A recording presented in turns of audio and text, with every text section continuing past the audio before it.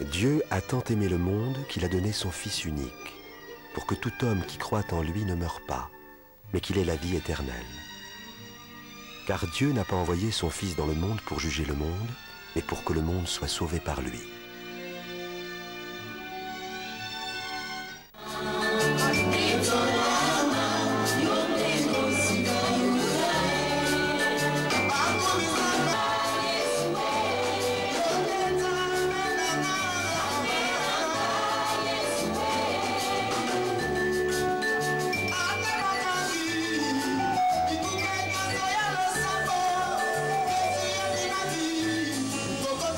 Alors, on veut comprendre que la prophétie que Dieu avait donnée, c'était une prophétie certaine et vraie. C'est-à-dire que dans ces 465 jours, 65 ans, il y a 6 jours d'excédent dans chaque année. Quelqu'un me suit ce soir. Qu'est-ce que je vais faire? Je prends 6.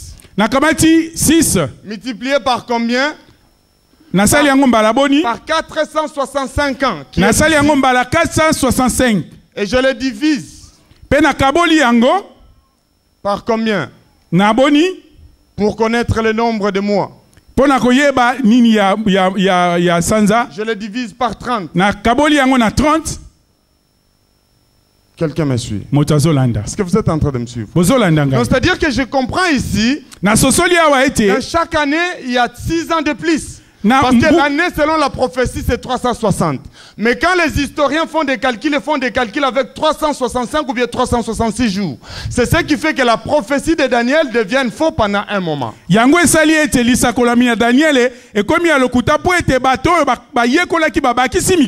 Quand nous lisons la parole de Dieu, la Bible dit la parole de Dieu, elle s'interprète elle-même. Dans les versets et dans les contextes. Et quand nous lisons Apocalypse, on découvre que 42 mois, c'est 1260 jours. Ce qui veut dire que chaque mois a 30 jours. Alléluia. Je ne sais pas si vous êtes perdu. Vous comprenez ce que je dis? Donc pour récupérer mes jours qui sont ici, je prends mes 6 jours, je les multiplie par 475, je les divise par 30, pour voir combien d'années on m'a triché ici. Est-ce que quelqu'un me comprend? Donc, c'est-à-dire que quand je fais cela, 475 multiplié par 6 divisé par 30, ça me fait un total de 7,999 qui est un égal de 8 ans. Quelqu'un me suit ce soir? Qui me fait pratiquement 8 ans. Je comprends que pendant cette période ici, c'était le temps où le temple était construit. C'est le temps où Jésus-Christ devait naître et être rejeté. Alléluia. Amen. Alors nous allons essayer maintenant d'étudier les choses qui s'étaient faites ici. Et il nous reste combien de semaines ici? Une semaine. Est-ce que vous comprenez ce que je dis? Alors quand on est arrivé à ce niveau ici, les Juifs ont rejeté Jésus. Ils ont dit que son sang retombe sur nous et sur nos enfants. Qui était là le dimanche passé? On élève nos mains si on était là le dimanche. J'avais dit si Dieu traite avec les païens, il ne traite pas avec les Juifs.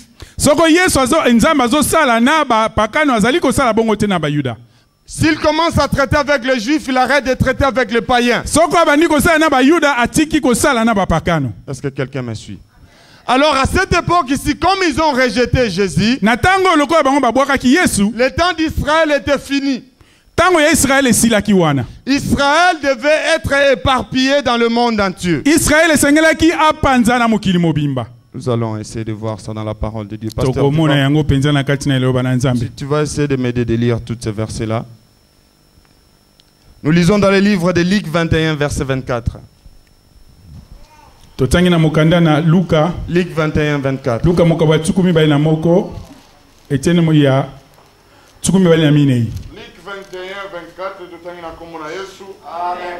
Ils tomberont sous les tranchants de l'épée, ils seront amenés captifs parmi toutes les nations, et Jérusalem sera foulée aux pieds par les nations, jusqu'à ce que le temps des nations soit accompli. Est-ce que vous avez saisi ça? Est-ce qu'on peut lire cette portion nous tous ensemble? Lisons 1, 2, 3. Vous avez trouvé ça? Lisons tous ensemble.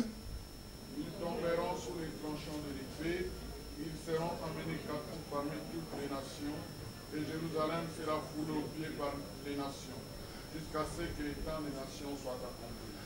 Ils seront foulés aux pieds. Israël sera répandu parmi toutes les nations. C'est là où je vous ai dit que Dieu avait éparpillé Israël dans toutes les nations. Il y a des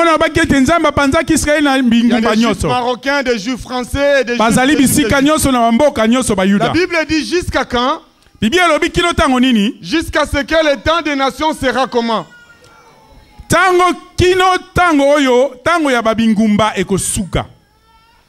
des nations.